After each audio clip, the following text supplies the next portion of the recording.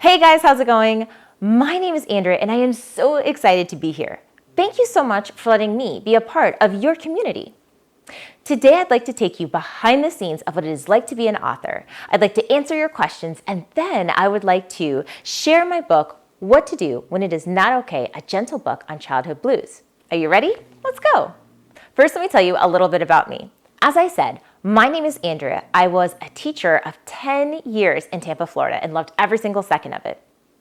After I had my two kiddos, my family and I decided we wanted to trade the sand and beaches for seasons and mountains. So we packed up and we moved to South Carolina.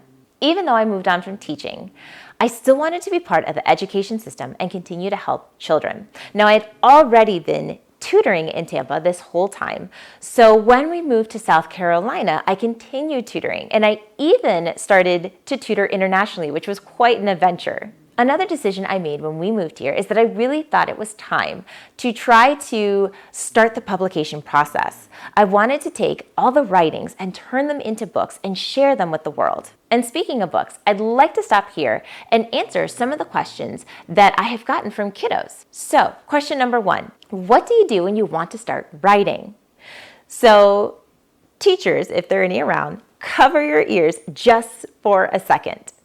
When you want to begin writing, I want you temporarily, just for a short time, to throw out the spelling rules, the phonics rules, the writing rules and strategies and processes, and I just want you to take a pen or a pencil, put it on paper, and begin writing. Okay, teachers, you can uncover your ears now.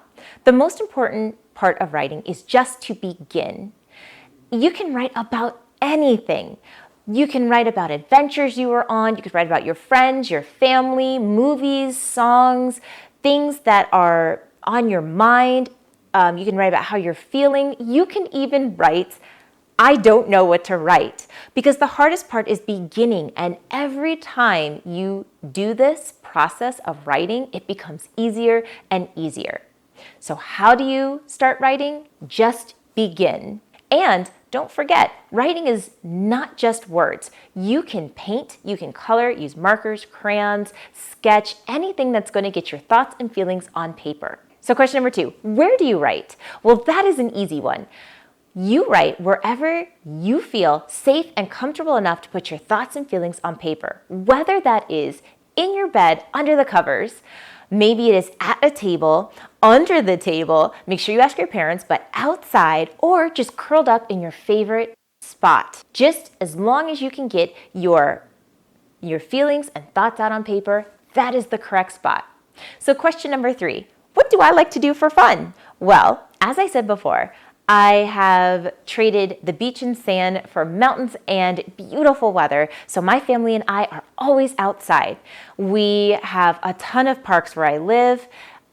We like to drive through the mountains, go sightseeing, take pictures, have picnics. But you know, there's nothing wrong with putting on some PJs, snuggling up on the couch with some treats, and having a family movie night. Okay, so question number 4, I have my writing. Now, how do I turn my writing into a book?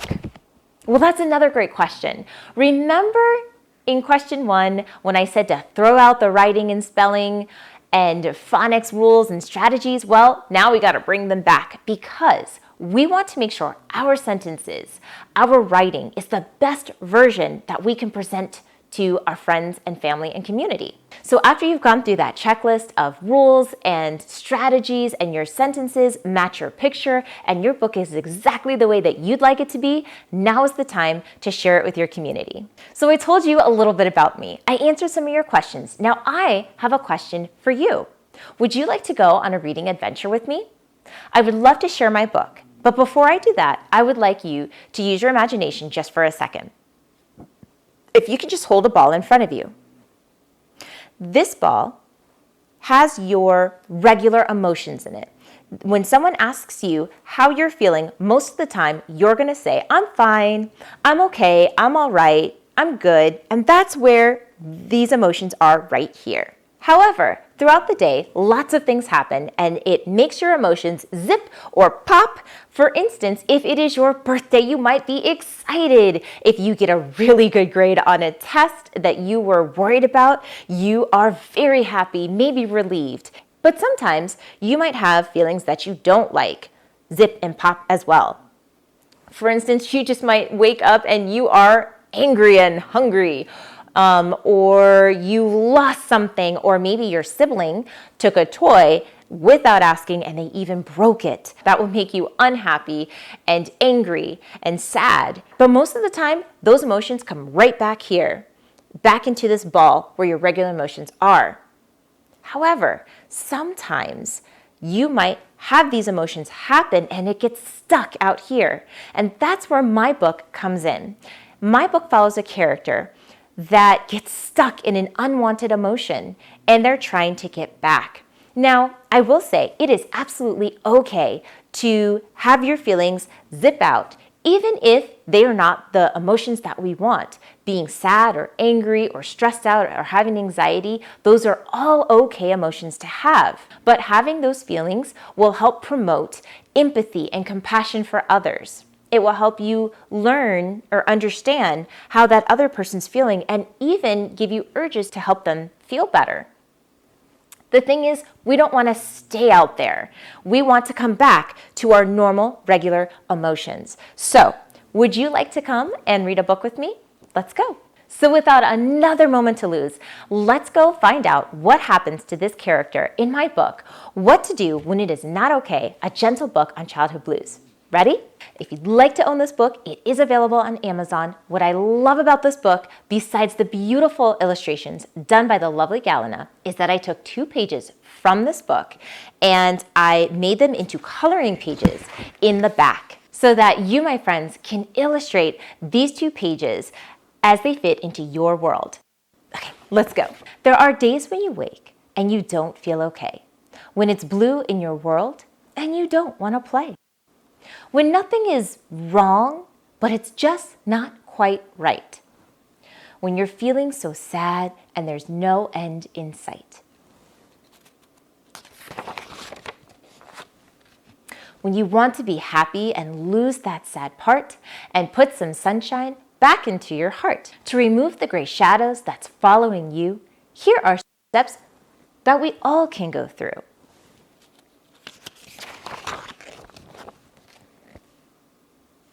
Hug a friend, hug a doll, hug them all, hug yourself.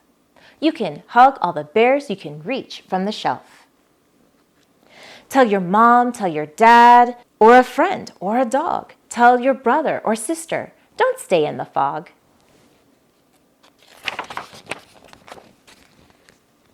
You can try to work out all the sadness alone, but also remember to pick up a phone. Talk to a neighbor, go out for a walk, draw how you feel, and use all of the chalk. You can sing or just hum. You can count as you breathe. You can close both your eyes. You can stare at a tree. You can gaze at the grass or the sky up above. You can sit on a swing and can ask for a shove.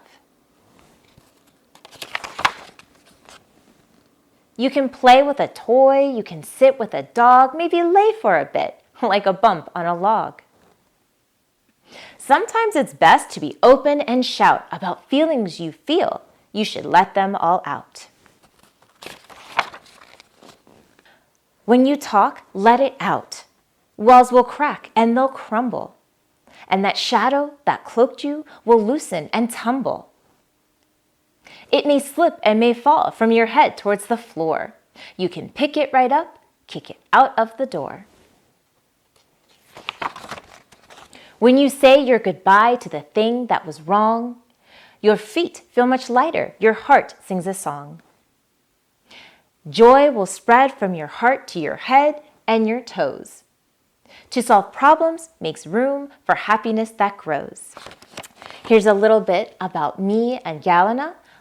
This is a message to your caregiver about ways to promote a happy and positive mindset. And then, as promised, here are the 2 coloring pages that you can color to fit your world to become an illustrator. And if you'd like, you can even share it on my website. All right, guys, thank you so much for having me in today. I had a perfect time and I hope to see you all again soon. Bye.